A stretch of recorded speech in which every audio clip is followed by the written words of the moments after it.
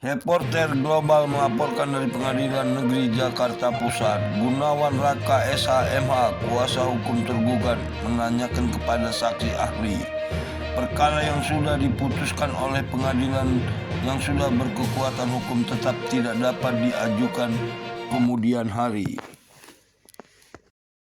Itu kadang-kadang ada keputusan di salah satu peringatan bersifat negatif, ada salah satu yang sudah bersifat positif. Yang menjadi kohesi dari pertanyaan saya bukan persoalan negatif atau positifnya, tapi pokok perkaranya kan sudah diperiksa, sehingga sudah ada putusan yang bersifat positif. Tapi nanti dirubah lagi, misalnya di tingkat berikutnya jadi negatif, dirubah lagi jadi positif. Nah, ini bagaimana dengan penjelasan ahli tentang yang lebih signifikan itu tadi yang bersifat positif.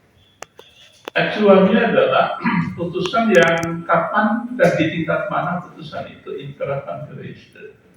Sebab putusan tentang penerapan asas netizen itu, esensi daripada asas netizen itu adalah satu perkara yang telah diputus oleh pengadilan dalam putusan yang telah berkekuatan hukum tetap, yang amalnya bersifat positif.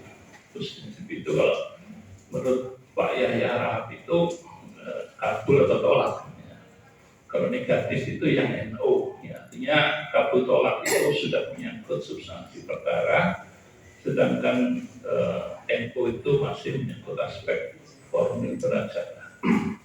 Nah, satu perkara yang telah diputus oleh pengadilan dalam putusan yang telah berkekuatan hukum tetap dengan amal putusan yang bersifat positif, maka terhadap perkara yang sama, subjek yang sama, objek yang sama, alasan yang sama, tidak dapat diajukan lagi di kemudian hari di pengadilan sama.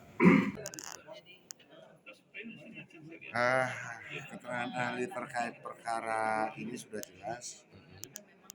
Pasal 1367 mengenai tanggung jawab buruh terhadap majikan, bahwa seorang majikan itu tidak bertanggung jawab atas perbuatan buruhnya apabila dia sudah melakukan tahapan-tahapan, kemudian penjagaan, tupoksi, SOP yang ada di perusahaannya. Jadi kalau misalnya ada karyawan yang melanggar, itu jadi tanggung jawab pribadi. Ya, apalagi kan tadi udah ada pihak terdakwa dan tersangkanya sendiri. Ya, jadi gini, itu juga terkait dengan putusan pidana, sudah jelas siapa yang bertanggung jawab, siapa yang melakukan, sehingga tidak bisa perbuatan. Contoh, kalau di Indonesia perkara tipikor, orang rugi karena korupsi, kan nggak mungkin negara yang mengganti kerugian itu, tetap si pelaku. Kalau di undang-undang tipikor, ini juga di undang-undang perbankan, nggak bisa orang terbukti melakukan tindak pidana perbankan kemudian yang suruh ganti perusahaannya. Jadi rasionalisasi itu nggak kena, itu nggak bisa dipertanggungjawabkan seperti itu.